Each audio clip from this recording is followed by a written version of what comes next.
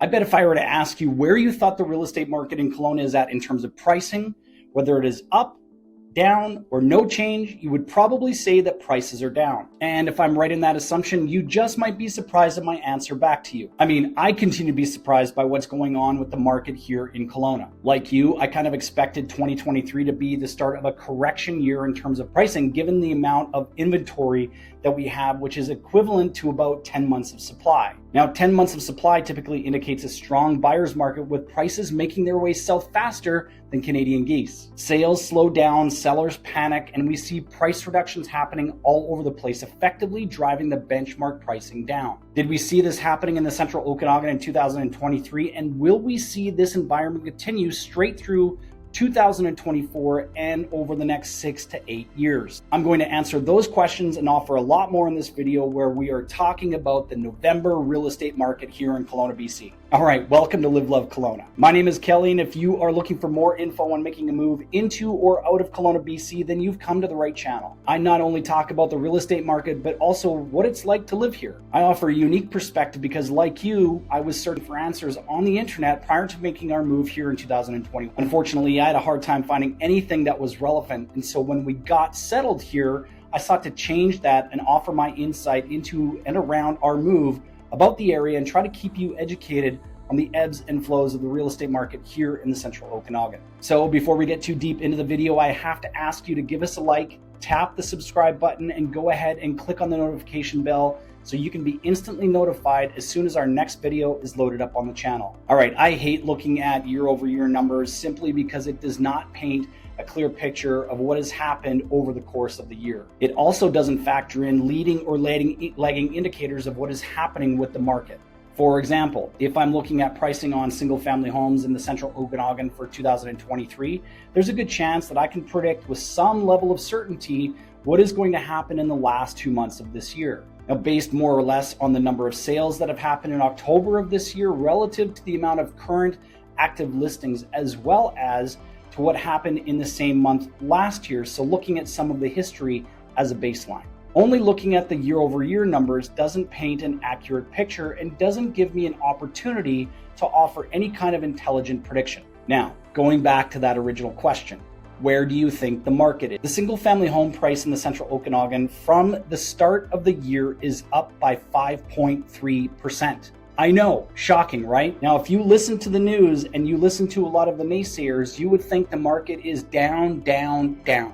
In fact, I had a Kreskin with his crystal ball make a comment on the October market update saying the market is going to tank by 20%. Just look at what happened in Alberta, he said. Now, I know the Calgary market very well, and let's just say that he was wrong and that the market did not drop by 20%.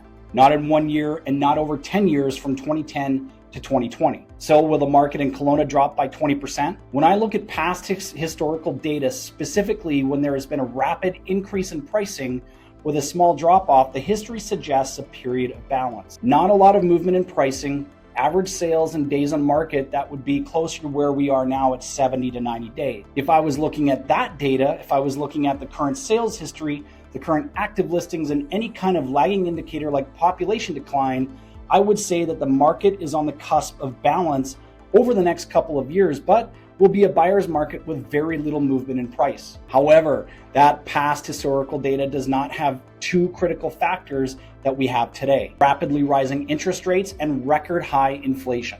So is Kreskin right? I don't know. He could be. This kind of uncertainty in the bond market and with interest rates was not around back in 2005 to 2015 in Canada. We had inflation at or around the 2% target set out by the Bank of Canada. We also didn't have mortgage renewals coming up in the next 12 to 24 months like what we do now that are likely to see 2.5% to 4% jumps in fixed rates. We didn't have mortgage payments increasing as high as they are now. In fact, the last study done by National Bank suggests a 4-point increase quarter over quarter in 2023. Okay, the last part of the doom and gloom, and maybe the only thing to look forward to on the horizon in terms of pricing, and that is immigration. Immigration is likely the largest pressure point on housing in this country, and so long as more and more people are moving to Canada, we will likely continue to see the pressure on housing despite rising rates. Recently, the Canadian government admitted that they somehow lost track of the immigration numbers and there were 1 million new immigrants into Canada in a single calendar year. Now, it gets crazier.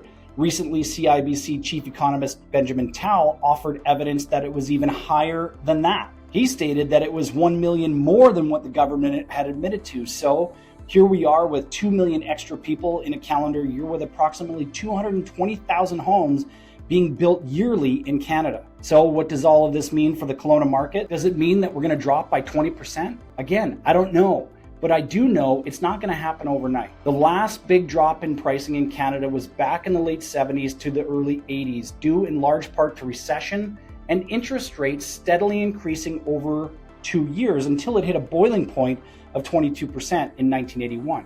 Again, that didn't happen overnight. It was a slow build over about the 2 years to get to that point.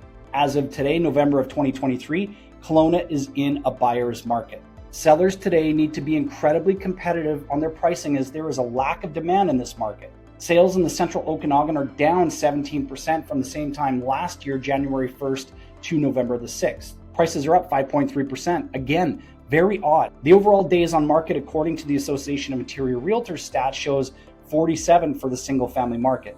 Now, the way things operate here is a little like the Wild West. Our association allows for properties to be pulled off the market and relisted without counting the cumulative days of a property's total time on market.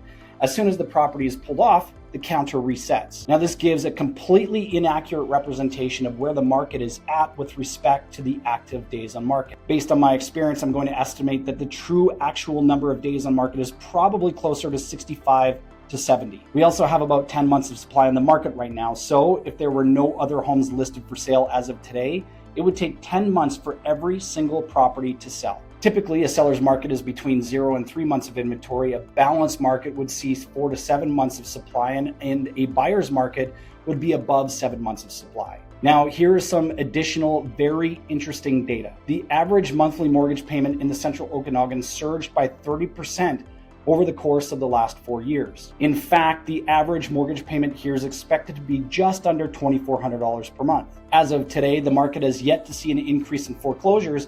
According to Equifax, data indicates that the mortgage delinquency rate here in Kelowna is actually near record lows. Now, this may have something to do with the fact that the average mortgage loan here is under $400,000, which is saying something considering the benchmark price of $1,025,000 for a single family property here. So let's address the elephant in the room. Will prices crash or correct in 2024 given everything that I've just gone through in this video?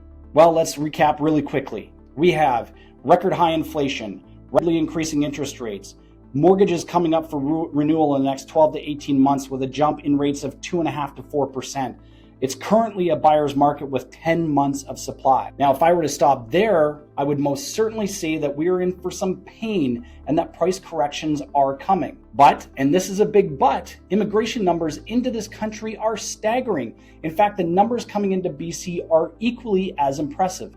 In the second quarter of 2023, BC saw over 53,000 new immigrants into the province. Approximately 22,371 people moved to BC from other provinces in the country, and about 22,671 people left BC for other provinces, which was a net loss of 300 people.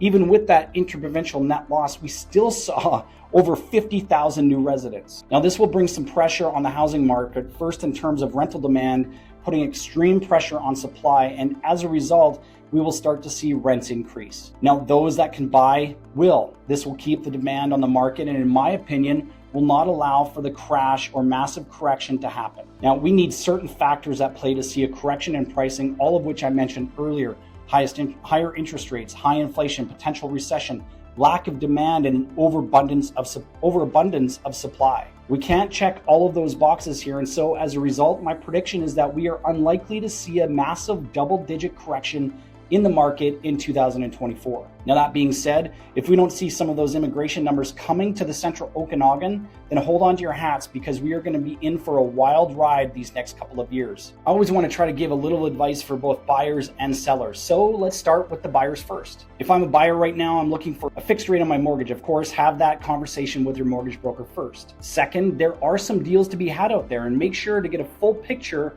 of any properties you're interested in, meaning how many price reductions have they gone through? What are the true days on market, meaning how long have they been trying to sell the property?